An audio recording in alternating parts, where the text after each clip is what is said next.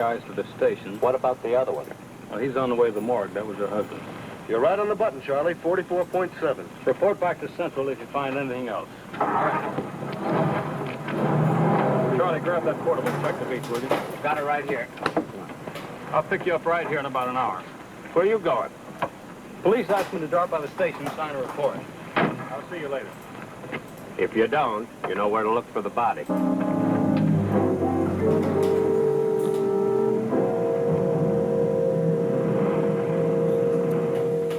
Like I said, we were just starting to eat when we heard something tracking through the sand toward us.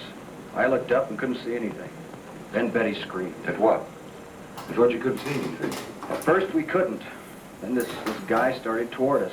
What kind of a guy? How should I know? He was mentioned he was older, yes. How much? 15, 20 years. What difference does that make? That wasn't too hard now, was it? Where do you live? 629 and a half East Pullen Court. Why? That's where the Evans live, isn't it? Yeah, I board with him. You do, huh? Now, Mrs. Evans is a good-looking woman. What are you trying to say?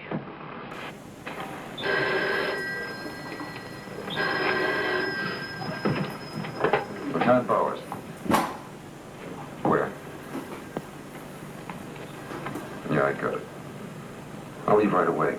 Keep it on a murder. Near the beach. Keep an eye on this guy until I get back. What are you? You'll stay right where you are. At least until Mrs. Evans feels well enough to talk. What do you want from her? Oh, I just want to see if your story checks with hers. After all, you went to school together, remember?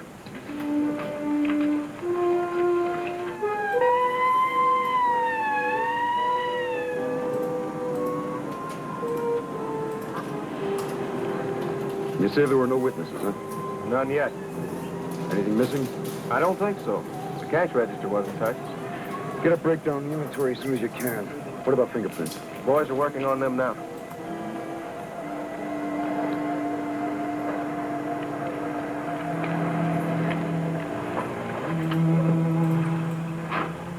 Sorry I'm late. What kept you so long? The lieutenant asked me to hang around a while.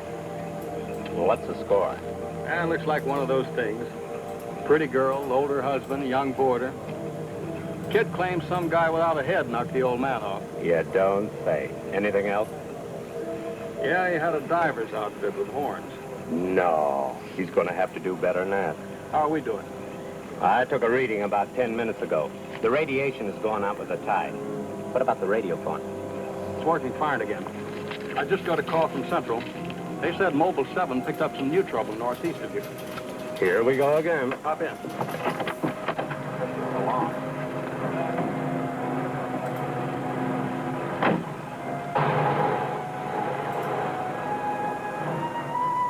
Who reported this murder?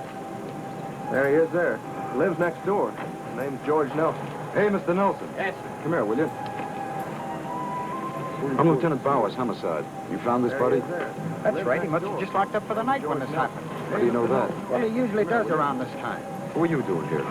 I was sitting home watching the fights on TV, and all of a sudden the thing started acting up. What has that got to do with it? Well, you don't know the set. You know, it wouldn't work at all when I came home to supper. Then all of a sudden it cleared up fine. So I thought, well, I'll get set to look at the fights again, and all of a sudden out it goes again. So I thought maybe the battery station down here was overcharging the circuit, and so I came down to take a look, that's all. Hey, don't you ever quit work? What's up this time? Another murder? What are you doing here, Hayden?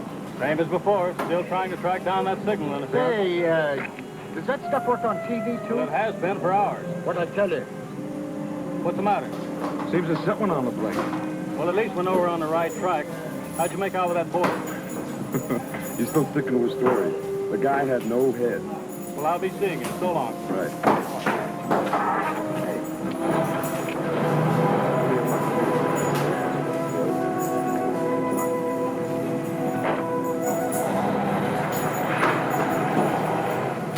And so the communications team resumed its mission to track the mysterious interference to its source. Via accurate readings taken at regular intervals by stationary and mobile units, It was determined that the disturbance was moving in a northeasterly direction. By 10:34, Mobile Center had pinpointed the disturbance at the edge of the Huntington oil fields. Units 1 and 7 were instructed to close in. No biting. Hey, Charlie, do you see what I see? Yeah, the oil field. Let's hope our trouble's burning up. Well, there's only one way to find out.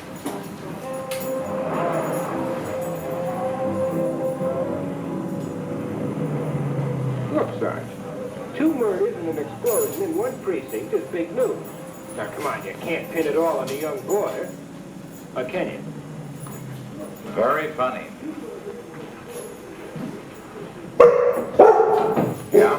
I'm Hastings, Communications Commission. Oh, the lieutenant's waiting for you. Thank you.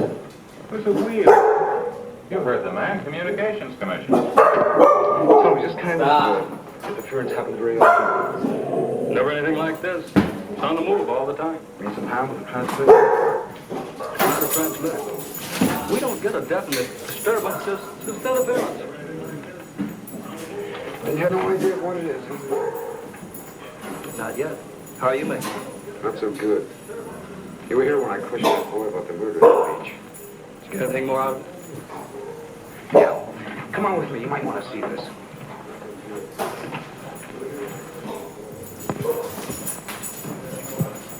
Ah, I see you're just about done. Thanks, you can go now.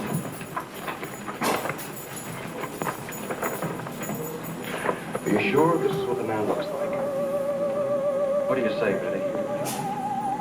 Well, just about, only I think the tubes were a little lower down. And you still insist there was no head inside the helmet? I'm positive there wasn't.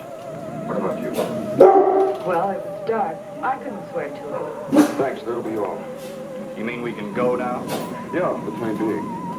Just stick close to home. I may want to see you again tomorrow. We'll be there. Come on, Betty. Kind of changed your mind about those two, haven't you? Yeah, I guess I have. Hey, look, bring in the old man, will you? Don't tell me you believe this story about this whatever it is. I know it sounds as phony as it ever did. But, Sit down, will you please?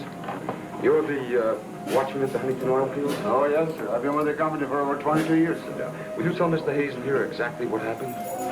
Well, sir, like I said before, I was just closing the gate for the night when I saw this fella coming. I was never so scared in my life. Yes, go on. Well, it wasn't the man so much as the suit he was wearing. Well, he wouldn't stop when I hollered at him. He just pushed his way right in through the gate and walked right up the tank. Now, you carry a gun? Did you try to stop him? Well, it was much too close to the tank. I was afraid to shoot. So I thought I might call for help. Just as I got to the shack, the tank blew up. Oh, you should see the sight. Yeah. Sir, can you give us a description of this man? How would you say he was dressed? Well, sir, like I said before, he wore a sort of pliers, not outfit, with a helmet attached to it. How tall was he? Oh, he was a giant of a man.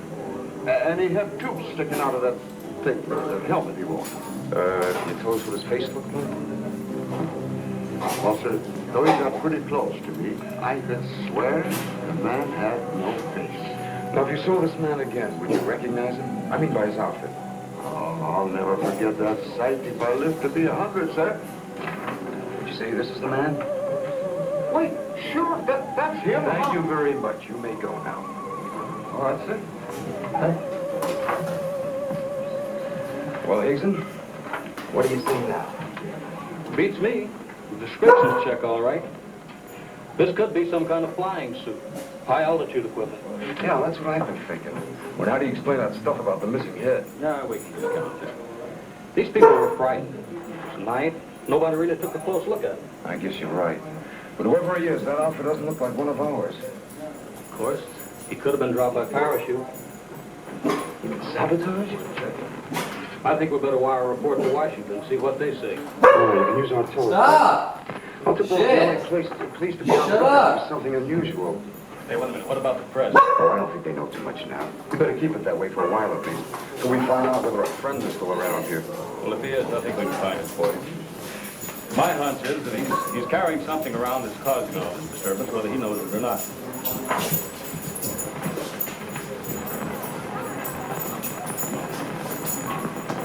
Yeah. Killer hates one lead. They let the boarder and the girl go. How do I know? Maybe the lieutenant thinks that the guy in a flying suit knocked off the husband. Nah. No, not a chance. Not a chance of an exclusive on that picture. They're making a blanket release in the morning. Oh, there's a guy from the Communications Commission in there now. Yeah, I'll call you back later if there's anything new. Okay.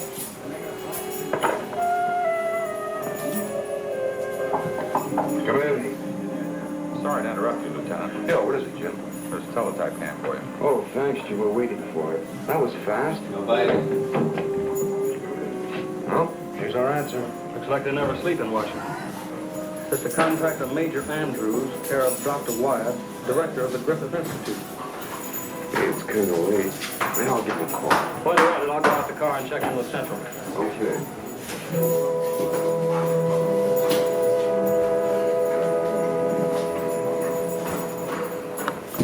Well, that's the story up till now.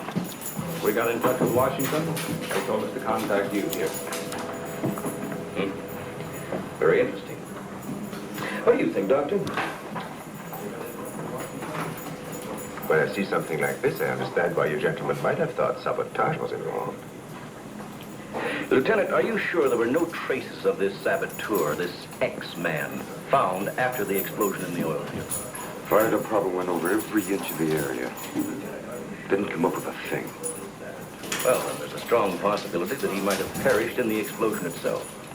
I doubt that. We're pretty well convinced this man is carrying something that's responsible for all the signal interference. According to the last report I got, there was a definite disturbance about 3 miles east of the oil field, sometime after the explosion. Well, then if he's alive, you should be able to keep an accurate check of his whereabouts. Not that easy. Matter of fact, we lost contact about 3/4 of an hour ago. Maybe he realized you were trailing him and got rid of whatever he had that was causing the disturbance. In that case, there's nothing much my department can do to help it. I guess it's up to us. Unless you have some suggestions. Well, let me think out loud for a minute. It might just be that what we've been talking about so far, and this phantom, as we'll call him, ties in with what the doctor and I have been discussing. That is very possible. I don't know whether you know it or not. but No somewhere around biting. 7:30, Come on, guys. Our radar networks picked up an unidentified object off Point Barrow, Alaska. They traced it clear down to Santa Monica before they lost it. Santa Monica. Come on, guys. That's where we first picked up our radio interference. Yeah. Right at the scene of the murder. Well, then, if all these things tally up, we've got some idea of how our man got it. You mean that he came in some plane?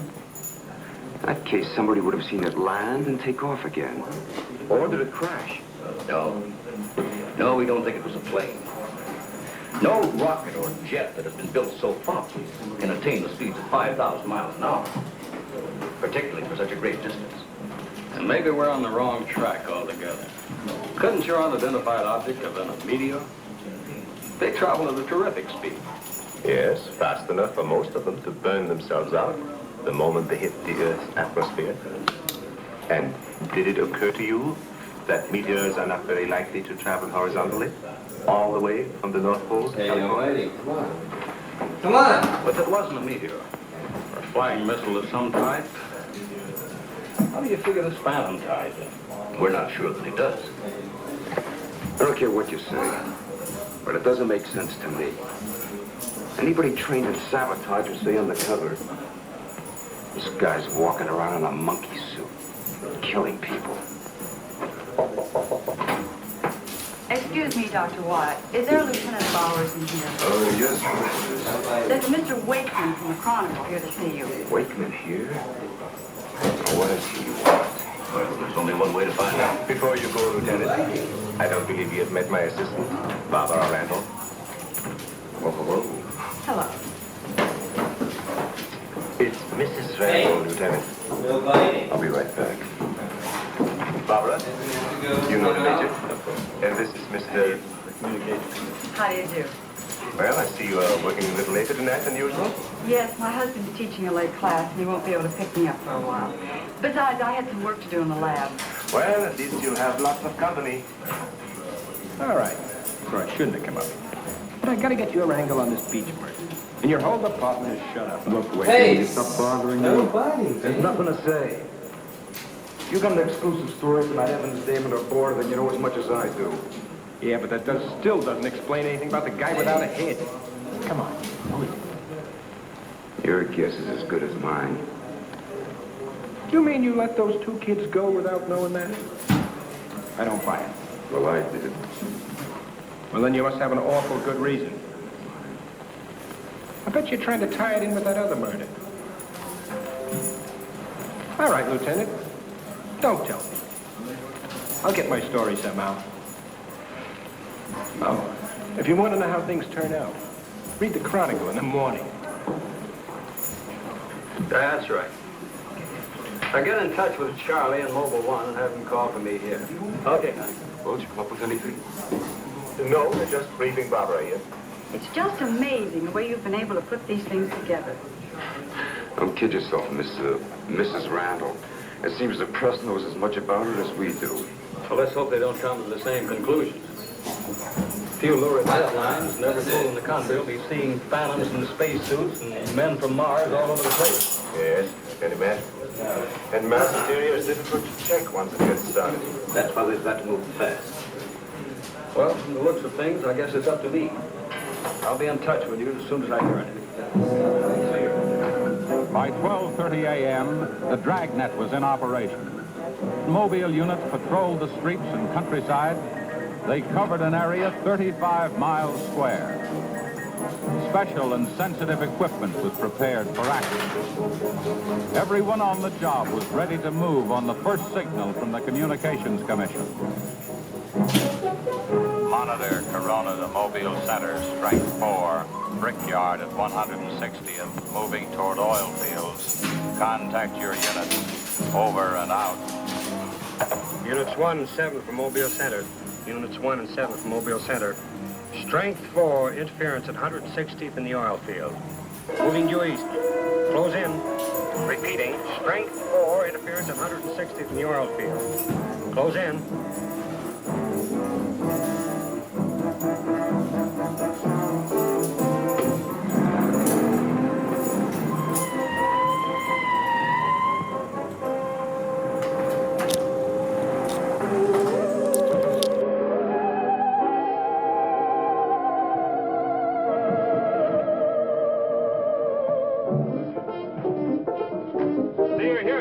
Just got here, trying to set this up.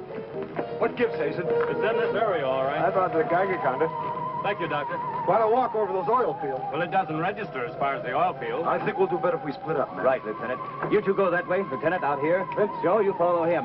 Come on, Doctor. And you? Oh, forget it.